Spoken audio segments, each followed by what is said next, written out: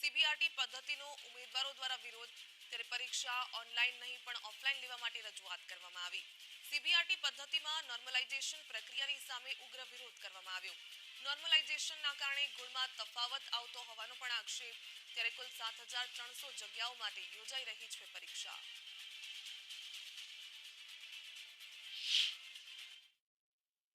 ગુણ સેવા પસંદગી મંડળ દ્વારા લેવામાં આવનાર સીસીએની પરીક્ષામાં જે સીબીઆરટી પરીક્ષા પદ્ધતિ અમલમાં કરવામાં આવી છે તેના વિરોધમાં વિદ્યાર્થીઓ હાલ ગાંધીનગરના કર્મયોગી ભવન ગુણ સેવા પસંદગી મંડળ ઓફિસ પહોંચ્યા છે.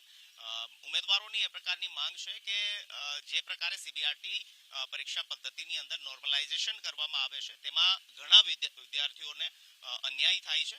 માર્ક્સનું વેરિએશન ઘણું આવે છે અને આ મુદ્દાને લઈને તેઓ ગૌણ સેવા પસંદગી મંડળ ખાતે એ રજૂઆત માટે પહોંચ્યા છે કે સીબીઆરટી પરીક્ષા પદ્ધતિ નહીં પરંતુ ઓફલાઈન પરીક્ષાના આધારે ગૌણ સેવા પસંદગી મંડળ દ્વારા 7,000 કરતા વધુ જે સીસીની પરીક્ષા લેવામાં આવનાર છે તે પરીક્ષા લેવામાં આવે. ઘણા વિદ્યાર્થીઓ છે તેમની સાથે વાત કરીશું.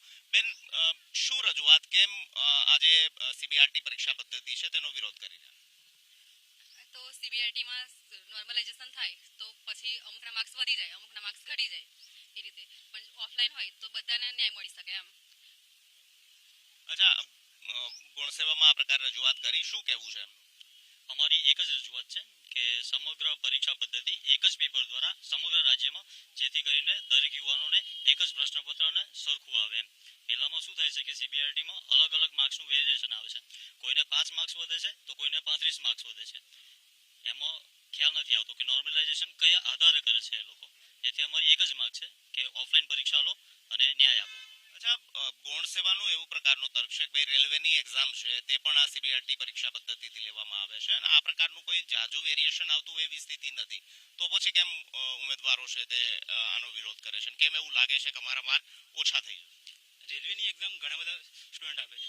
ગૌણ સેવાની એક્ઝામ મતલબ ત્યાં લાખોમાં સંખ્યા હોય, 80 લાખ કરોડમાં. અહીંયા ગૌણ સેવા સંખ્યા 7-1 લાખ ફોર્મ ભરાય અને ઘણી બધી શિફ્ટમાં કામ કરે તો બધાનું નોર્મલાઇઝેશન થઈને પ્રોબ્લેમ થાય. બધાના માર્ક્સના વેરિએશન ઘણા બધા આવતા હોય છે. ત્યાં એક સિસ્ટમ છે. અહીંયા સીબીઆરટી જે આવી જ નથી અને જે લાસ્ટ ટાઈમ લેવાય એમાં ઘણા પ્રોબ્લેમ આવે છે. માર્ક્સમાં પ્રોબ્લેમ હોય, પછી પેપરમાં ક્વેશ્ચન પ્રોબ્લેમ હોય. કારણ કે 301 રદ થયા લાસ્ટ ટાઈમ. રદ થવાના ચાન્સીસ ઘણા હોય છે.